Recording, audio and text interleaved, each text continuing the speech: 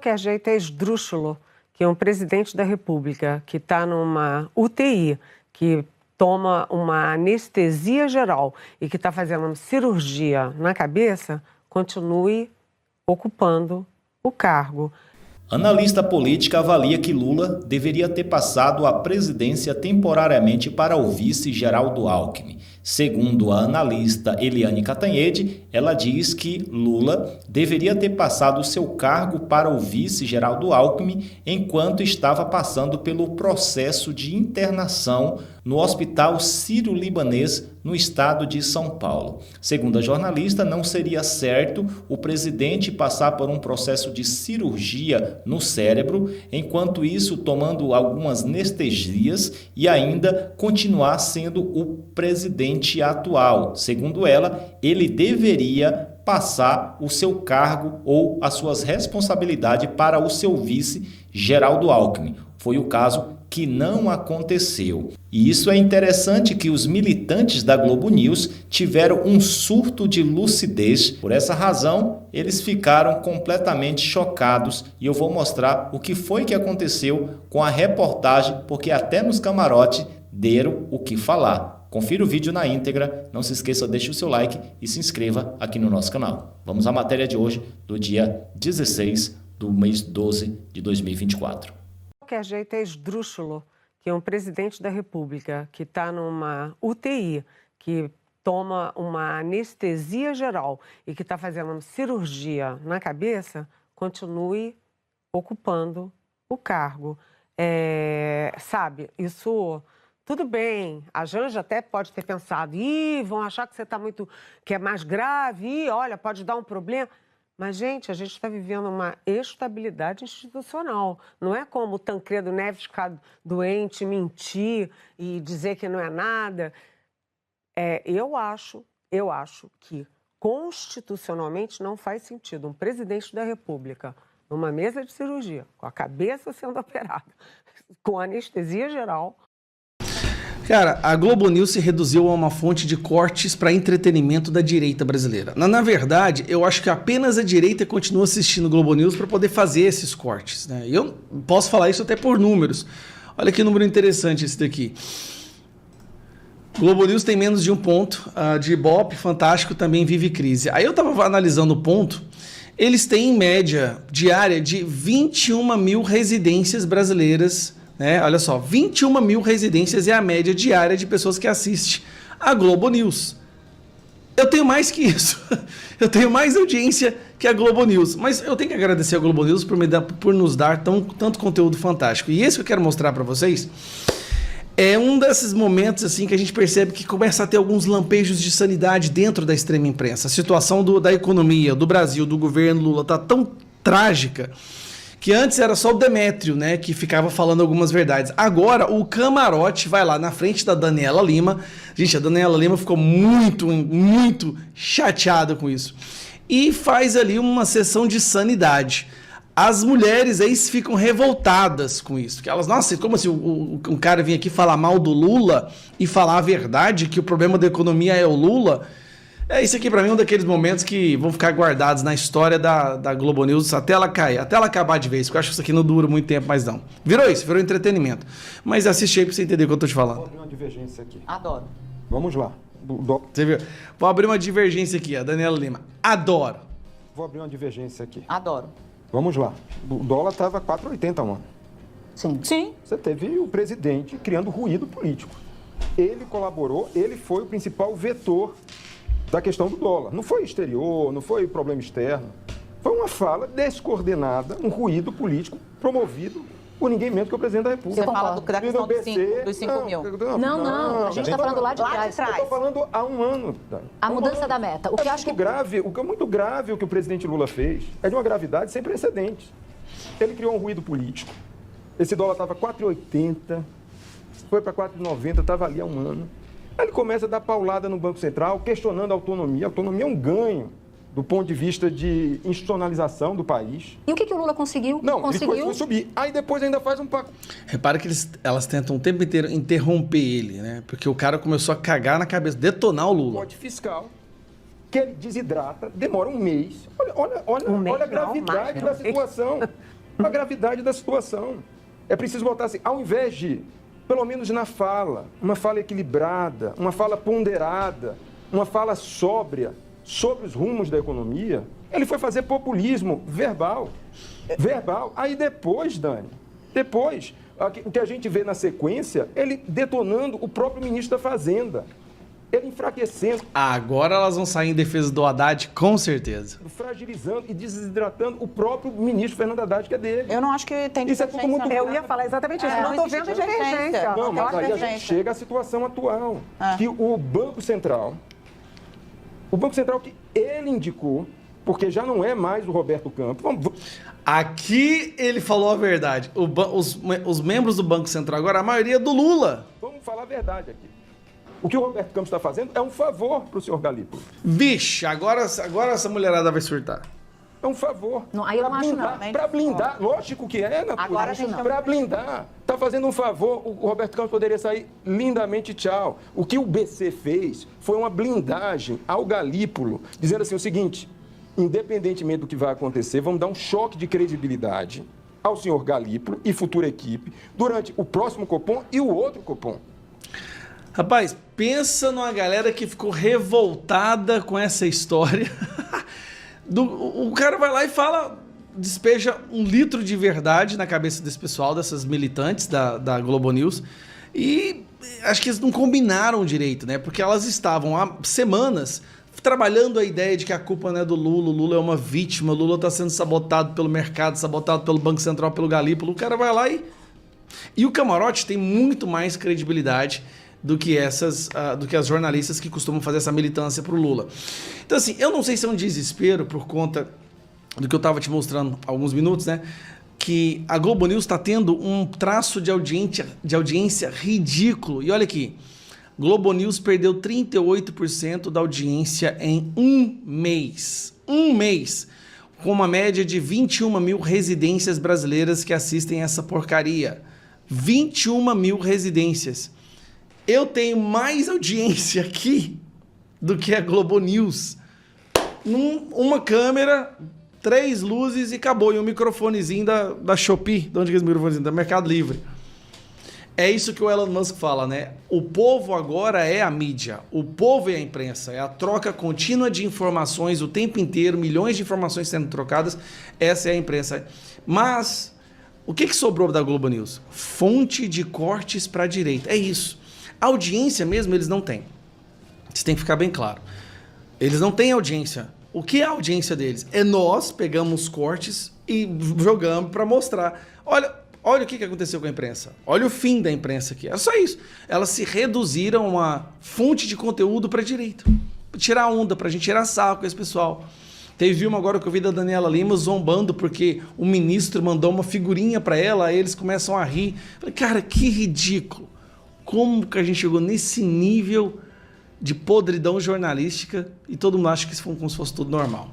Olha só, a saúde do presidente da República é um assunto de Estado e de interesse nacional e que tem que ser tratado com o máximo de transparência possível.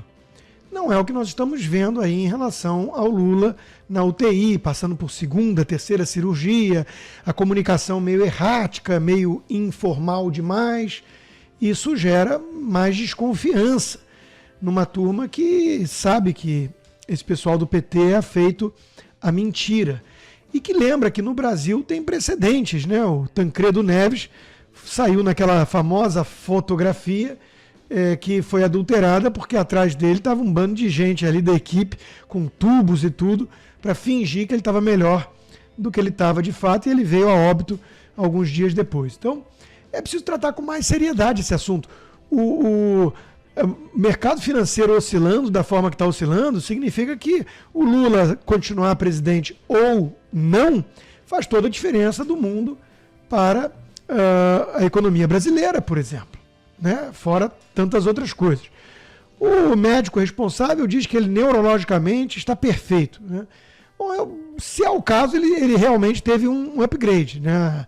A queda melhorou alguma coisa nele. O problema do Lula nunca foi tanto cognitivo quanto moral. E acho que ele deveria usar esse momento que é inegável que tem muitos e muitos brasileiros, né, torcendo pelo pior para ele, para fazer uma reflexão sobre a sua vida, né, e o que ele fez até aqui. Agora, a esquerda aqui tem uma postura hipócrita, né? Na Folha de São Paulo, o Hélio Schwartzman chegou a explicar com argumentos racionais porque era melhor para o mundo se o Bolsonaro morresse. Agora eles dizem que é errado torcer pelo pior quando se trata de Lula, né? São os mesmos também que nos Estados Unidos, por exemplo, estão aplaudindo um jovem de elite que matou o CEO de uma empresa de seguro de saúde só porque ele era desse setor. As pessoas estão criando uma seita marxista, jacobina, que aplaude violência, assassinato, porque é uma violência redentora, porque é contra um executivo de uma indústria insensível que lucra com o sofrimento alheio. Deixando de lado a enorme ignorância sobre o funcionamento dos mercados, né, a solução agora é sair matando gente? Vamos voltar com a guilhotina? É isso que a esquerda chama de amor? O amor venceu? Então existe muita hipocrisia aqui. Um ponto final sobre isso é apenas mostrar que o Lula não confia no seu próprio vice. Ele não vai passar o governo para Alckmin, mesmo estando dentro de uma UTI. O ministro Padilha teve que vir a público dizer que ele está sancionando de forma digital leis. É o que? O governo do tio Paulo? E isso sim é absolutamente despropositado numa democracia. Ora, ele não tem um vice? Ele não confia muito no vice. O vice disse que ele era um ladrão querendo voltar à cena do crime. Então, meus amigos, isso mostra que estamos realmente diante de um verdadeiro golpe. O golpe tucanopetista dessa aliança instável de quem se uniu para derrotar a direita com ajuda suprema. Não vamos esquecer de Barroso dizendo: nós derrotamos o bolsonarismo. A atitude de Janja sobre Lula chama a atenção e levanta questionamentos. Veja o vídeo. Eu sei que vocês já falaram de emendas, 1 bilhão e 700 milhões sendo liberados agora pelo governo Lula em emendas para aprovação, né, do corte de gastos que vai impactar diretamente a população mais carente, muito provavelmente aquele que fez o L na esperança de comer a picanha, de tomar cervejinha, esse era o mais impactado, muitos assuntos importantes, Lula ainda no hospital, enfim, toda a dificuldade de entender o que acontece com o presidente Lula. Agora, João, não sei se vocês comentaram, mas está rolando no bastidor a briga entre Janja e Paulo Pimenta. Está rolando uma briga entre Janja e a Secom. Não sei se vocês comentaram, não sei se vocês falaram sobre isso aqui, João. Na verdade, eu nem estava sabendo disso aí não, viu, Ptolli? Briga João... entre Pimenta e Janja. Mas disse que sabe por quê, João? Por quê? Que, assim, tem muita dúvida sobre o estado de saúde do Lula. Ninguém precisa de... Tá todo mundo falando, né? Por exemplo, comentário sobre Tancredo Neves, né? Toda aquela falta de comunicação. A gente lembra do Antônio Brito, porta-voz, então, que chegava, né, com um boletim médico e tal, e aí falava e não falava nada. A gente tinha muita dúvida com relação à vida daquele, né, que seria o primeiro presidente do processo de redemocratização do Brasil, e morreu. Aí nós temos agora a mesma situação do ponto de vista da bateção de cabeça, a turma do PP querendo dizer que o Lula já está quase batendo uma bolinha no corredor do hospital, já está quase tomando a sua cachaçinha de novo, que é uma mentira, né? Está longe de ser uma verdade. Aí, João, onde é que está a briga entre Janja e o Pimenta, né? E eu quero ver Pimenta nos olhos da Janja e vice-versa, né? Janja nos olhos do Pimenta, né? Eu quero ver, nessa aí eu quero ver, eu torço para briga, né? O que está acontecendo é o seguinte, João, o Pimenta e a comunicação do governo Lula está insistindo para que Lula grave um vídeo, para dizer que está tudo bem, para dizer que está tudo certo, e Janja disse que não. Não, ele não vai gravar, está de repouso, não vai gravar, está de repouso. Só que eles estão tentando diminuir os impactos de tudo que está rolando nas redes sociais, inclusive com relação aos memes, às brincadeiras, as fakes. Está rolando. É claro, está faltando informação. Por exemplo, havia expectativa de um boletim. O boletim foi anunciado? Não foi. Abre dúvida, porque a gente está tratando de um hospital que não é nem um puxadinho ali no fundo do quintal. A gente está tratando de um hospital chamado Sírio-Libanês. A partir do momento que o hospital Sírio-Libanês ele demora, atrasa um boletim médico previsto para determinado horário que não é entregue, abre-se para especulação. E aí diz que o Pimenta, João, quer de qualquer forma, mas assim, a todo custo, que Lula grave um vídeo para dizer, o Luizão que é bom de imitar, tá tudo bem, tá tudo certo aqui e tal. Enfim, e Janja disse que não. Ontem, outros teve mal-estar também, porque o Lula recebeu a visita de familiares, filhos, netos, enfim, e a gente sabe que a relação com Janja, se a gente lembrar o que disse o filho do Lula sobre Janja, a gente sabe que essa relação não é nada boa, né? Então tem confusão, mas a que mais chama atenção é entre Janja e Paulo Pimenta, porque Pimenta quer vídeo, Janja não quer, viu, João? Pois é, Pitoli, a situação é complicada porque aí acaba aumentando as especulações, né? Como o Léo bem disse aqui hoje pela manhã, foi muito feliz num comentário a respeito das fake news que estão rolando, principalmente no Twitter, né, no X. As pessoas criaram imagens ali com inteligência artificial mostrando o presidente Lula.